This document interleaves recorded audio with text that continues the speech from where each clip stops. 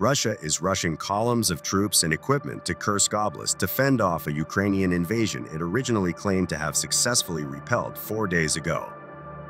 Video has emerged on social media, some of it provided by official Russian news outlets, showing armored vehicles, multiple launch rocket systems, MLRS, and trucks full of soldiers racing to reinforce the region. For Moscow, the situation in Kursk has deteriorated to the point where the Russian Ministry of Emergency Situations declared a federal emergency on Friday, the official Russian RIA Novosti news outlet reported on Telegram.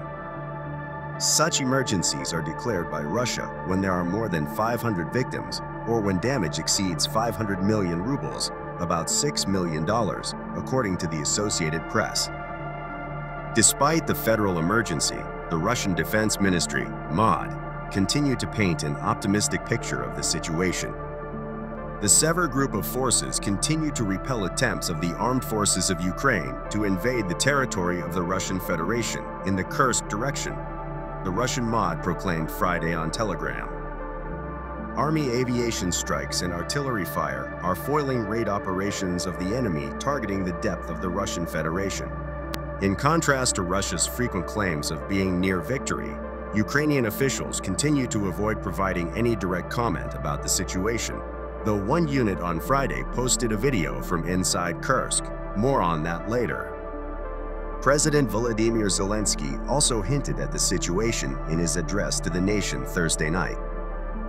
Russia brought the war to our land, and it should feel what it has done, Zelensky said, without mentioning the Kursk invasion. We strive to achieve our goals as soon as possible in peacetime, under just peace conditions. And it will happen. As has been the case ever since Ukraine launched this attack, solid information remains hard to come by.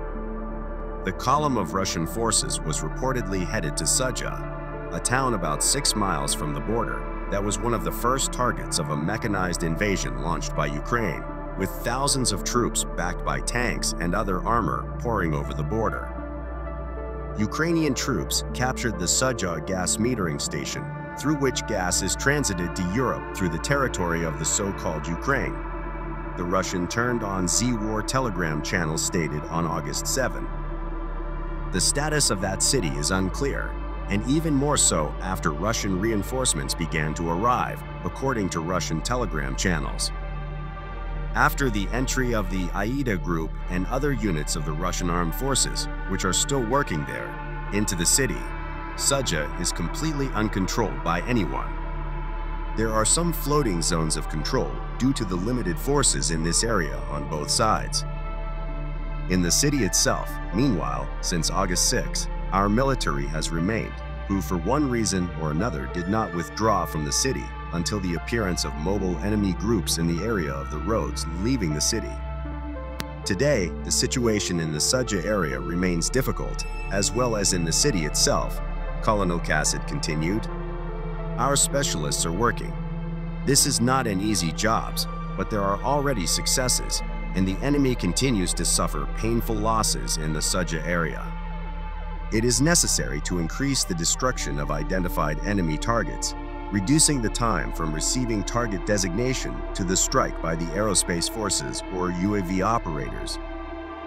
Ukraine's 61st Brigade, however, claimed the city is under the control of Ukrainian forces and posted a video they say shows them in the district's center. By Friday morning, Ukraine had reportedly seized about 430 square kilometers of territory from Russia. Ukrainian troops are said to be fighting near the town of Kurnevo, some 15 miles north of the border and less than 40 miles from the Kursk nuclear power plant. The mayor of Kharkiv, home to that nuclear plant, on Friday urged his citizens to remain calm, even though fighting was getting closer. At this point, we still don't know exactly where Ukrainian forces are or how long they can hold out as Russia pours more troops and combat equipment into the fight.